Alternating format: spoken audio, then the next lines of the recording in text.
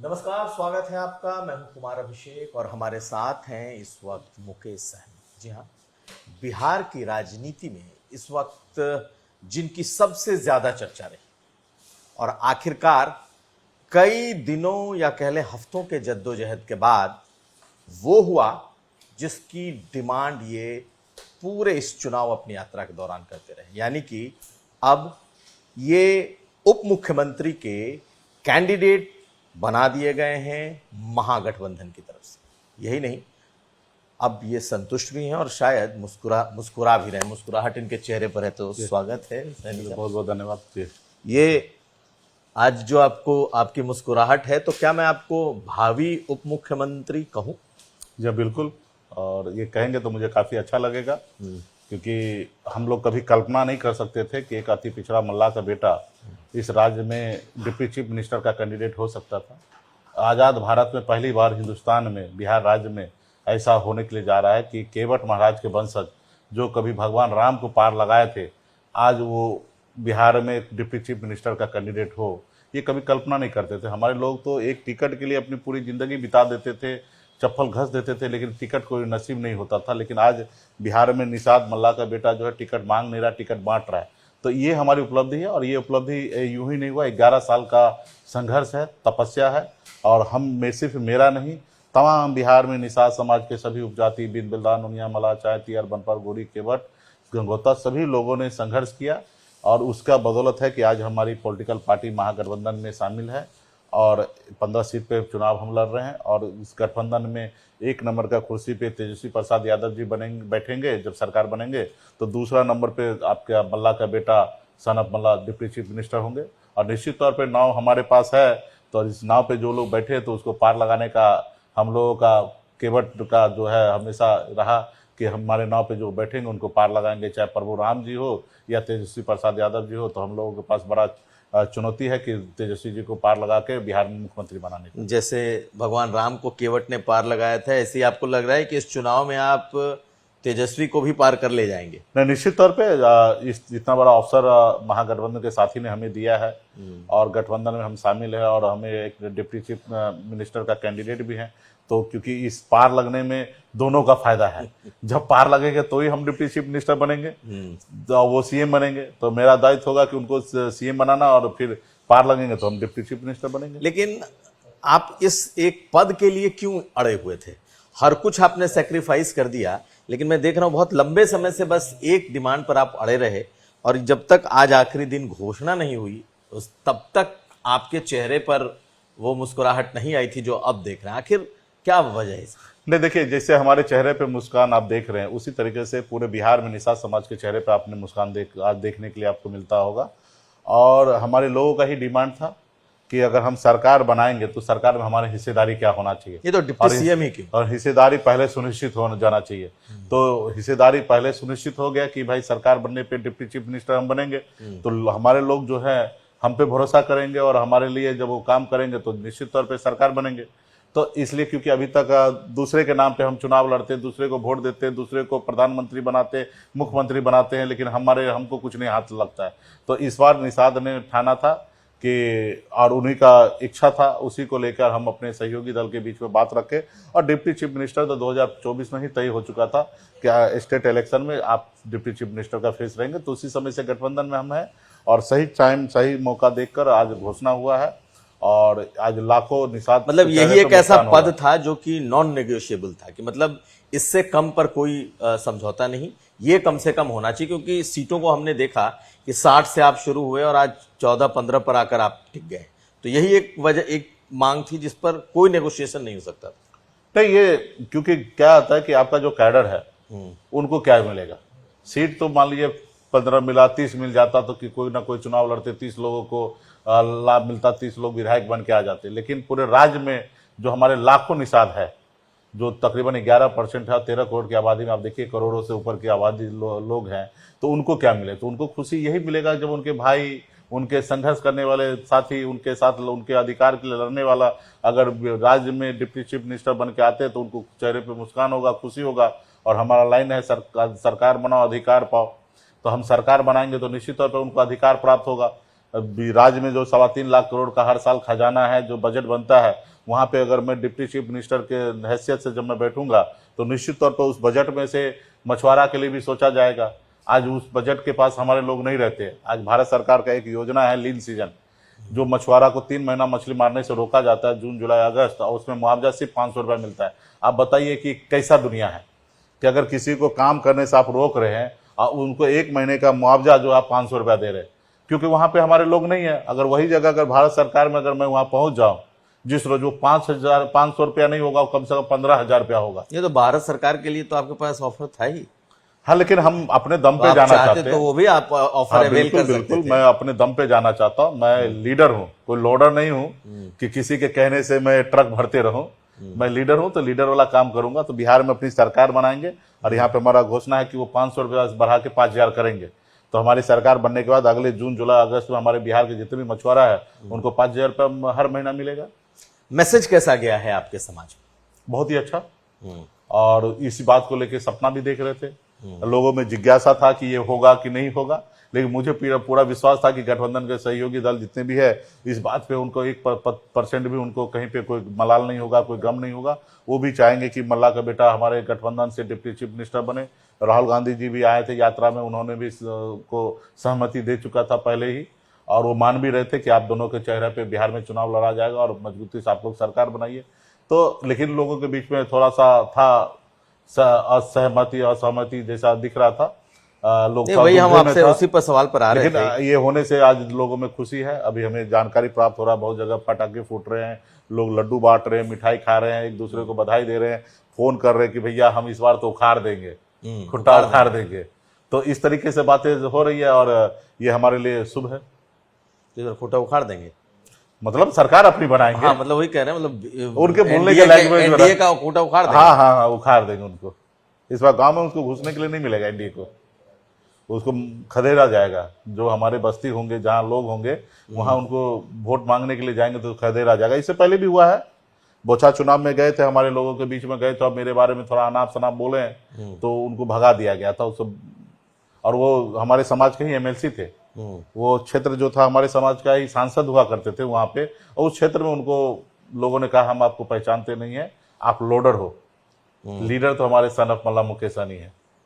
और उसके ऊपर मैं एक डॉक्यूमेंट्री फिल्म भी बनाया है उसी स्क्रिप्ट के तहत, और 2-3 दिन में वो रिलीज हम लोग करेंगे। तो क्या है उस फिल्म में?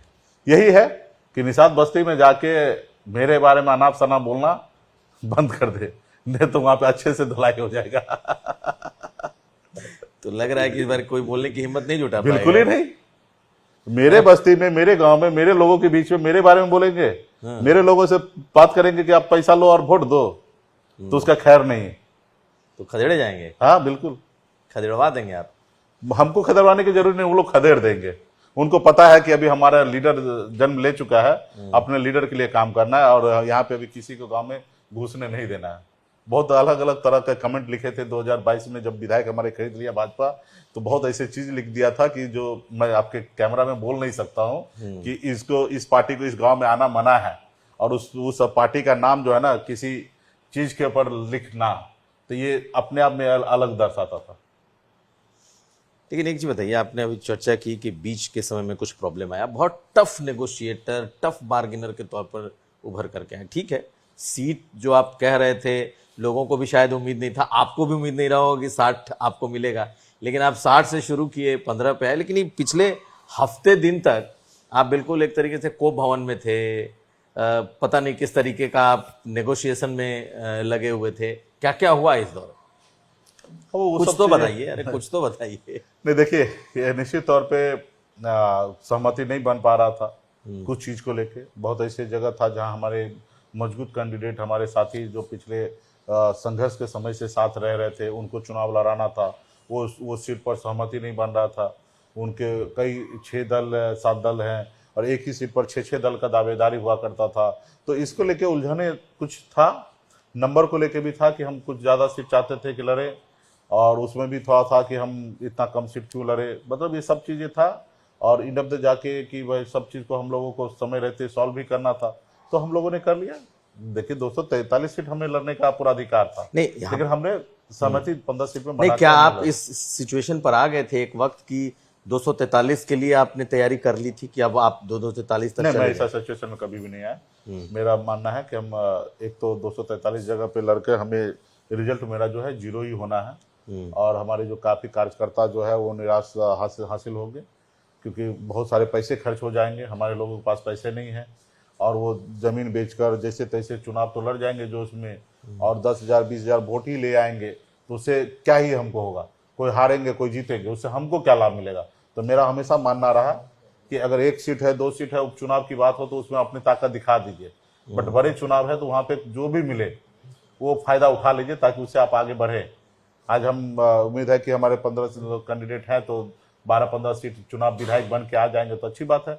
इसमें से मैक्सिमम निषाद समाज को हमने चुनाव लड़ा रहे हैं, टिकट हमने दिया, मौका दिया है। तो यही कितने लोगों को आपने दिया? तकरीबन 8 लोगों का हमने 15 सीट में 8 लोगों को हमने निषाद को टिकट दिया है। जो एनडीए 243 लड़ रहे हैं उस 243 में 8 टिकट उन्होंने नहीं दिया। पूरे 243 में एनडीए ने जितना नहीं दिया, अकेले आपने 15 में उतना दिया। है क्योंकि मैं उनके अपने हैं ना, हाँ। मैं उसको इस्तेमाल नहीं कर सकता, उसको यूज नहीं कर सकता, वो क्योंकि वो हमारे अपने परिवार है। तो मेरे पास जो भी है वो मेरे परिवार के लिए है। लेकिन भारतीय जनता पार्टी उनको परिवार थोड़े मानते हैं। भारतीय जनता पार्टी जो है बिहार में ब्राह्मण को अपना परिवार मानते हैं, भूमियार को अपना परिवार मानते हैं, राजपूत को अपना परिवार मानते हैं। राज्य में उनके पास जितने भी सीट होते हैं उसके आधे सीट उनको दे देते हैं, बट ओबीसी एससी एसटी को नहीं देते हैं। वो ये मानते हैं भारतीय जनता पार्टी के ये लोग तो हमारा गुलाम है, वोट देवे करेगा, नहीं देगा तो पैसे के दम पर वोट देगा, ये वो मानते हैं। पिछली बार भी आप देखिए 2020 में 110 सीट भाजपा लड़ा, उसमें से 55 सीट सामान्य वर्ग को उन्होंने टिकट दिया, और मात्र 37% जो अति पिछड़ा है उनको 9% टिकट दिया। और हमने अभी अति पिछड़ा को हमने 60% टिकट दिया, क्योंकि मैं खुद अति पिछड़ा से आता हूं। तो यही फर्क होता है ना अपने और पराये में। नहीं तो लेकिन आप भाजपा के साथ भी तो रहे, आपने भाजपा को देखा भी, भाजपा के साथ भी रहे, तो क्या, क्योंकि आपके अमित शाह से भी बड़े करीबी संबंध एक वक्त थे, कहा यह गया कि भाई आप पार्टी बेशक आप अलग हो लेकिन आपके उनके संबंध बहुत मधुर थे, तो आपको लगता नहीं कि आपकी तरफ आपको बीजेपी ने भी अप्रोच किया होगा, आप बीजेपी की तरफ भी जाने? संबंध होना और अप्रोच करना दोनों अलग हो जाता है। संबंध हमारा कभी किसी से खराब नहीं रहा, हमारी अपनी कोई पर्सनल लड़ाई किसी से नहीं रहा, हमारे विचार की लड़ाई रहा। और वो अपनी पॉलिसी के तहत भारतीय जनता पार्टी काम करते हैं, हमारी अपनी पॉलिसी है, और उनकी जो पॉलिसी हमको पसंद नहीं है इसलिए उनके साथ हम नहीं हैं। तो हमारी उनके पर्सनल व्यक्तिगत कभी लड़ाई नहीं रहा। हम कल भी वो हमको पसंद करते थे, आज भी पसंद कर रहे हैं, हम भी उनको रिस्पेक्ट कल भी करते थे, आज भी रिस्पेक्ट कर रहे हैं, देश के गृह मंत्री हैं। हाँ, तो ये अपनी जगह पे, लेकिन इतना तो हम मानते हैं कि वो हमारे अपने नहीं हैं। अगर वो हमारे अपने होते तो हमारे विधायक को खरीदते नहीं, हमको भी सर उठा के जीने के लिए छोड़ते। ठीक है, कुछ बात में सहमति असहमति हो सकता है, और असहमति क्या हम उत्तर प्रदेश में, क्या हम देश के नागरिक हैं, हमारे पास पॉलिटिकल पार्टी है, तो क्या हम उत्तर प्रदेश में चुनाव नहीं लड़ सकते हैं? लड़ सकते हैं। भला वो उनको इस बात से क्यों तकलीफ होना चाहिए किसी को? तो आपके और उन लोगों के जो मतभेद हुए इन्हीं सबों से हुए कि आपके विधायक तोड़ लिए, आपको उत्तर प्रदेश में चुनाव नहीं लड़ने दिया, ऐसा? हाँ, हमने तो लड़ा चुनाव उत्तर प्रदेश में, वो चाहते नहीं थे कि लड़े, और ठीक उत्तर प्रदेश का रिजल्ट के बाद ही ये हुआ, तो मुझे लगता है कि शायद उसी के गुस्से में उन्होंने किया। तो खैर, उनको जो करना था उन्होंने किया है, उससे मुझे कोई फर्क नहीं पड़ता है। हमें जो करना चाहिए वो मैं कर रहा हूँ। लेकिन उसकी टीस है आपको कि आपके लोगों को उन्होंने तोड़ा? क्यों नहीं टीस रहेगा? गरीब पिछड़ा समाज के लोगों ने संघर्ष करके अपने 4 विधायक बनाया। उनका एक उम्मीद था कि सरकार में हमारी हिस्सेदारी है, सरकार में हमारे लिए भी सुना जाएगा, हमारा भी काम होगा, ये उनका सपना था, और उस सपना को चूर चूर कर दिया भारतीय जनता पार्टी ने। आज हम मंत्री बने थे, हमारे गांव में कहीं पे भी कोई समस्या होता था, हम फोन करते, डीएम को, एसपी को फोन करते थे, उनका समस्या जो दूर होता था। लेकिन आज हम फोन करते हैं, हमारे समाज की बेटी के साथ बलात्कार भी हो जाता है, एसपी फोन नहीं उठाता है, तो हमें उस जगह पे जाना पड़ता है एसपी को चूड़ी पहनाने के लिए। अगर हम सरकार में मंत्री रहते तो मुझे जाना नहीं पड़ता, हम फोन करते, का एसपी साहब थोड़ा पटना में आइए, यही कहते ना। और हम सरकार है तो उसका बात तो इतना तो मानना ही पड़ता। तो अब वो रौला दिखेगा? क्यों नहीं? जनता के हित के लिए जो काम हो सही होना चाहिए। किसी के बेटी के साथ बलात्कार हो और एसपी घर में बैठा रहे, ये तो नहीं होने देंगे हम। लेकिन आपने कहा कि आपको इस बात की टीस रही, इस बात का दुख रहा कि आपके विधायकों को तोड़ा। आपको इस बात का भी दुख है कि आपने पिछले चुनाव में प्रेस कॉन्फ्रेंस में आपने कह दिया कि मेरे पीठ में खंजर भोंका गया। आपको इस बात की भी टीस है कि कम से कम उस जगह पे नहीं करना चाहिए था, तोड़ना ही था? तो नहीं, जो सिचुएशन बना उस समय मुझे जो उचित लगा मैंने किया। राजनीतिक अनुभव उस समय मैं कह सकता मुझे कम था और मैंने थोड़ा जल्दीबाजी कर लिया, और इसके कारण हुआ कि तेजस्वी जी का भी बड़ा नुकसान हुआ और मेरा भी नुकसान हुआ। और वो गलती दोहराने नहीं, इसलिए हमारा गठबंधन में थोड़ा आगे पीछे हुआ, सब चीज़ हुआ, लेकिन हम लोग लास्ट तक सब सेटल कर लिए। नहीं, लेकिन उस वक्त ये भी कहा गया कि पहले से ही सेट था आपका अमित शाह के साथ कि उस प्रेस कॉन्फ्रेंस में ही इस तरीके का किया गया, ये बड़ा प्लान्ड था। हम लीडर हैं, लॉर्डर नहीं है, किसी कहने से काम करेंगे, ठीक है। कहने के लिए तो बहुत सारे लोग आएंगे, बहुत कुछ बोलेंगे। अभी भी लोग आए थे, बहुत वो स्पॉन्टेनियस था, अचानक से हुआ वहाँ। हाँ, मेरी मर्जी था, और मतलब मैंने देखा कि मेरे साथ गलत हो रहा, तो मैंने डिसीजन लिया था, गठबंधन तोड़ने का फैसला लिया। बट उस समय हम कह सकते कि अनुभव का थोड़ा कमी था, क्योंकि 2008 से ही मैं बिहार में राजनीति में आया हूँ, और उस समय मतलब ज़्यादा नहीं, मतलब 10-12 साल का अनुभव था, तो उसमें कह सकते हैं जल्दीबाजी में। लेकिन अब जब आप चुनाव मैदान में हैं, आप लोग एक साथ सब चुनाव मैदान में जा रहे हैं, राहुल गांधी अभी तक उस यात्रा के बाद से दूर हैं? नहीं, उसके बाद भी अति पिछड़ा समाज के लिए बिहार में संकल्प पत्र उन्होंने जारी किया, तो ये सब के लिए भी आए थे। फिर उनका डे टू डे बिहार में लीडर वगैरह सबसे चर्चा होते रहता है, बातचीत होते रहता है, बिहार में कहाँ क्या हो रहा है वो सब पे चर्चा करते हैं, ऐसा नहीं है।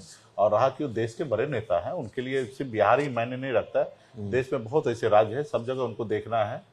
और यहाँ पे उनके पास बहुत अच्छे अच्छे लोग हैं, अच्छे टीम है, जो बिहार के सब एक एक चीज़ को ध्यान देते हैं, देखते हैं।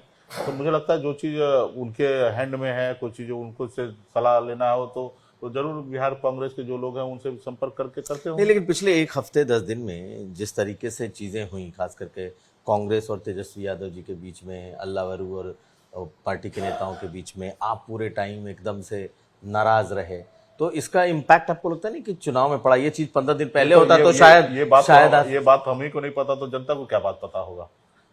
ये तो आप बोल रहे हैं ना, एज ए मीडिया के साथ ही बोल रहे हैं, और ये बात ना हमको पता है ना जनता को पता। कौन सी बात?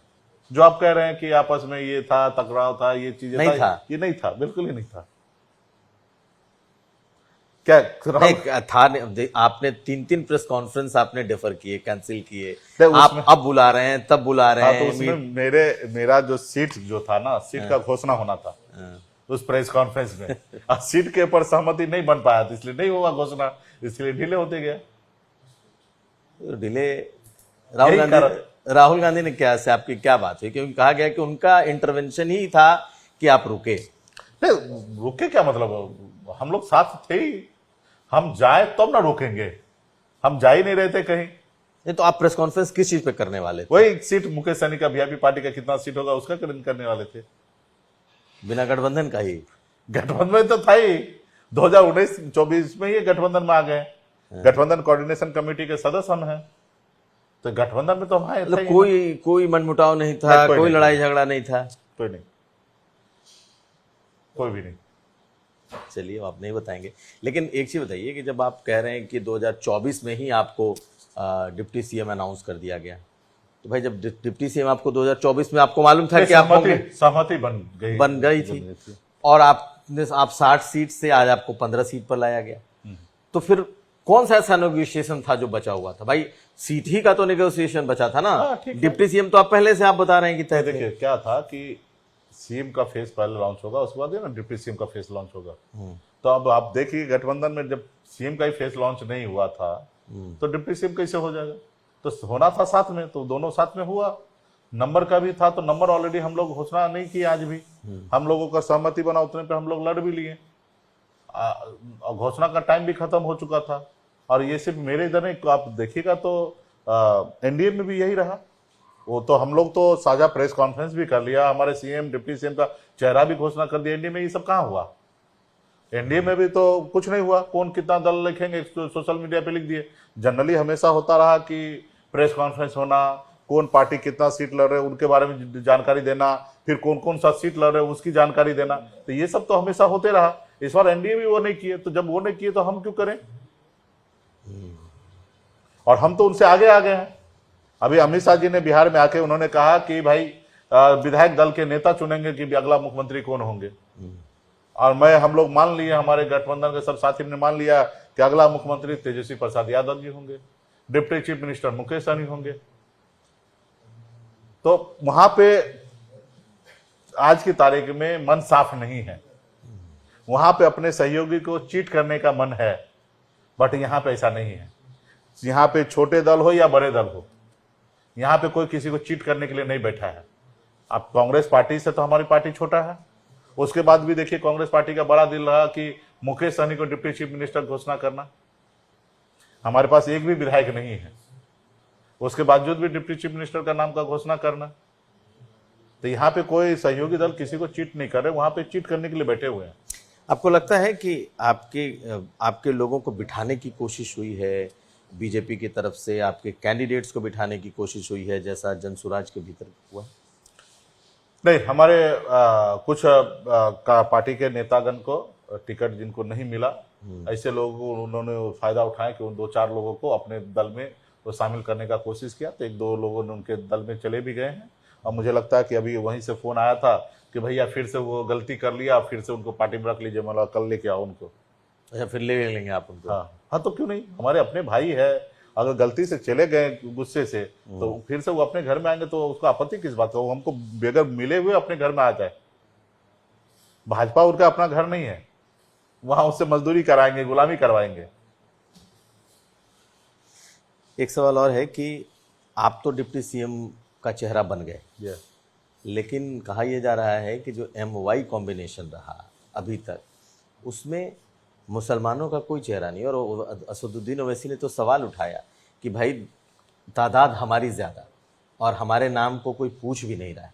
तो आखिर आपको लगता नहीं कि उनके बिरादरी से भी, जैसा आपका अनाउंस हुआ था वैसे और भी उनकी बिरादरी से भी होना चाहिए था? देखिए, ये हम सरकार बनाने के लिए हम काम कर रहे हैं, और जो काम करने वाले हैं उनको मजदूरी मिलता है। निश्चित तौर पे एक बिहार के बड़े संख्या में हमारे मुस्लिम भाई जो हैं, वो महागठबंधन के साथ एकदम अटूट रिश्ता बना के हमारे साथ हैं। हमारे दुख में भी हमारे साथ रहते हैं और हमारी खुशी में भी साथ रहते हैं। और हम लोग भी उसी तरीके से हमारे देश के अल्पसंख्यक समाज के साथ हम उनके दुख में भी साथ रहते हैं और खुशी में भी साथ रहते हैं। एक हम लोगों का अटूट रिश्ता है। लेकिन पार्टी जब हमारी चल रही है तो पार्टी में तो देखा जाता है कि कौन जीतेगा, और जो जीतेगा उनको हम लोग टिकट देते हैं, और जो जीतेंगे वो उनको टिकट देते हैं, और जो जीत के आएंगे उसी को हम मंत्री बनाएंगे, डिप्टी सीएम बनाएंगे। तो हमारे बिहार राज्य में बहुत सारे हमारे भाई जो अल्पसंख्यक है महागठबंधन से दर्जनों की संख्या में चुनाव लड़ रहे हैं, और जब लड़ेंगे चुनाव जीत के आएंगे तो उसी में से हम उनको पावर देंगे। इससे पहले अपने उसमें से आप मुस्लिम से आप डिप्टी सीएम बनाएंगे, डिप्टी सीएम बनाएंगे, मंत्री बनाएंगे, सब चीज देंगे। अब्दुल बारिक सिद्दीकी जी हमारे गठबंधन में बड़ा चेहरा रहे हैं, तो उनको हमेशा हम लोगों जगह देते आए तो हैं। वो क्या वो मुख्यमंत्री हो सकते हैं अब्दुल बारिक सिद्दीकी? ये क्या होंगे, ये गठबंधन के सभी साथी को निर्णय लेने की आवश्यकता है, और सरकार हमें चलाना है। देखिए, ये एक नाम है, उस नाम पद है जिसपे हम बैठकर हम काम करने के लिए है। मेरा अपना ये जागीर नहीं है, सीएम हो या डिप्टी सीएम हो या मंत्री पद हो, ये मेरा जागीर नहीं है। हम सिर्फ 5 साल के लिए विधायक बनते हैं जनता के वोट से, और उसके बाद जब सरकार हमारे पास बहुमत आता है तो डिप्टी सीएम बनना होता है, मंत्री बनना होता है। ये जो है एक ये है पद है। तो ओवैसी जैसे नेताओं को क्या कहेंगे जब वो कह रहे हैं, ओवैसी साहब को यही कहेंगे कि आपको सिचुएशन पता है, आप हैदराबाद में रहिए, बहुत मजबूती से वहां काम कीजिए। यहाँ हमारे मुसलमान भाई को आप बहकाने का काम मत कीजिए, फूट डालने का काम मत कीजिए। और यहाँ पे इनके बारे में, इनके लिए लालू प्रसाद यादव जी अकेले काफी है, उनको संरक्षण देने के लिए, उनके अधिकार के लिए लड़ाई लड़ने के लिए, उनके साथ खड़ा रहने के लिए अकेला लालू प्रसाद जी काफी खड़े हैं। और हमेशा जब से लालू प्रसाद जी रहे हैं तब से हमारे अल्पसंख्यक भाई के लिए हमेशा चट्टानी के जैसा है, हमेशा खड़ा रहे, और हमारे मुस्लिम भाई भी हमारे साथ मजबूती से खड़ा रहे। तो अब आप लोगों का क्या माना जाए कि आप तेजस्वी यादव, राहुल गांधी एक साथ कैंपेन करते हुए दिखाई देंगे? हाँ, कुछ कुछ जगह पे एक साथ दिखेंगे, कुछ कुछ जगह पे तेजस्वी जी अलग से प्रचार करेंगे, मैं अलग से करूंगा, प्रियंका जी अलग करेंगी और राहुल जी अलग करेंगे। तो क्योंकि 243 सीट है और बहुत कम समय बचा हुआ है, और सब साथी एक साथ में मिलकर सब सीट पर जा नहीं पाएंगे, तो इसलिए स्टार्टिंग में तो साथ में हम लोग जा रहे हैं। इसके बाद सब जितने भी लीडर हैं, नेतागण हैं, सब अलग अलग प्रचार करेंगे। बीजेपी ने बहुत पहले से अपना कैंपेन शुरू कर दिया। मुख्यमंत्री अमित शाह, प्रधानमंत्री कल भी आ रहे हैं। आपको लगता है कि आप लोगों ने लेट कर दिया अपने अमित शाह जी क्या है negotiation के कि चक्कर देखिए में? पहले से इसलिए कर दिया कि वो बिहार के तो है नहीं, उनको बिहार में आके प्रचार करना फिर जाना है। हम लोग तो बिहार में रहते हैं, हमको जाना कहाँ है? हम यहाँ है तो वो भी प्रचार है। हम 5 साल हम किए क्या? यही तो काम किए हैं। वो लोग तो सरकारी सुविधा में घूमते रहे, देश दुनिया घूमते रहे, विदेश घूमते रहे। हमारे पास तो यही काम था कि जब से हमको पार्टी हमारे तोड़े, विधायक को खरीदा, तो हमारे पास काम क्या बचा था? हमारे अपने लोगों के बीच में जाने का। हम तो 3 साल 365 दिन हम अपने लोगों के बीच में काम करते रहे। देखिए, डर उनको होता है जो अंतिम में तैयारी करते हैं, और जिनकी पहले से तैयारी है उनको क्या चीज का डर है? तो हमारी पहले से 5 साल से लगातार तैयारी है में हम है। वो लोग तैयार नहीं थे, उनको अभी राज्य आचार संहिता लगा, उनके पास अभी कोई काम धंधा नहीं है, तो अभी प्रचार करेंगे। इससे पहले वो मंत्री बन के और वो आज जनता के बीच में जा रहे हैं। और बिहार में जितने भी मंत्री होंगे उनके इधर आप पता कर लीजिए, गेट पे 4-4 को गार्ड बैठे होते थे, जनता को अंदर नहीं जाने देते थे। जितने भी मंत्री है, चाहे वो मुख्यमंत्री क्यों ना हो, किसी जनता को गेट के अंदर जाने देते नहीं, देने जाते थे। और आज उनको जरूरी गिरा तो जनता के बीच में जा रहे हैं मुख्यमंत्री। लेकिन वही जनता जब उनके दरबार में आते हैं मुझसे कुछ काम कराने के लिए, तो किसी को गेट तक नहीं घुसने देते। उनके गेट, घर के गेट से कम 500 मीटर दूरी में ही बैरिकेड लगा के रखते हैं। ये है स्थिति, उनके सारे मंत्री का यही रहा। तो अब झेलना पड़ेगा उनको इसको। उसको झेलना पड़ेगा। और हम लोगों के पास तो ये कोई व्यवस्था नहीं रहा, हम तो हमेशा उनके पास में रहे, उनके साथ बैठे रहे। चलिए, बहुत शुक्रिया बात करने के लिए, और बहुत धन्यवाद आपको। मेरी शुभकामनाएं। आपने जिस पद के लिए अपने इतने समय तक इतना टफ नेगोशिएशन किया, मेरी बहुत शुभकामनाएं। संघर्ष किया। बहुत संघर्ष किया। ओके, धन्यवाद। तो हमारे साथ थे मुकेश सहनी, वीआईपी पार्टी के सर्वोच्च नेता हैं, और अब इनके चेहरे पे मुस्कुराहट आप साफ देख सकते हैं।